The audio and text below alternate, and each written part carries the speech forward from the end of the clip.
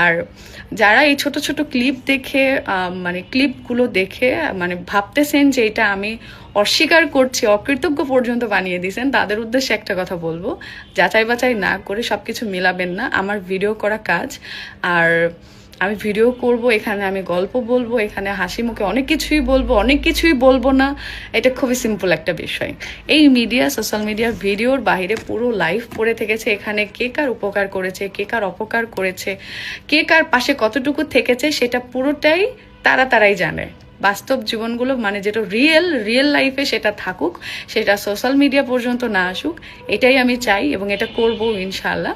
তবে আমি যে কথাগুলো বলতেছি এগুলোর মধ্যে নেগেটিভভাবে টেনে হিচড়ে নিয়ে ভিডিও করাগুলো বন্ধ করেন। আমি আমার প্রফেশনের জায়গা থেকে করতেছি, ভালো লাগা মন্দ লাগা থেকে আমি কোনো বিষয় নিয়ে শেয়ার করতেই পারি, বাট সেইটা যে ঘুরিয়ে পেঁচিয়ে যে আমার ফ্রেন্ডকে আপনারা টেনে হিচড়ে নিয়ে যে বলবেন শোনাবেন, তার কোনো মানে নেই আসলে, ঠিক আছে? তো এই সব কিছু মিলে বলবো যে আপনারা নিজেরা ভিউ কামানোর জন্য যা কিছু করতেছেন করেন, কোনো সমস্যা নেই।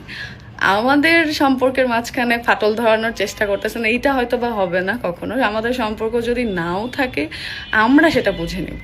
Social media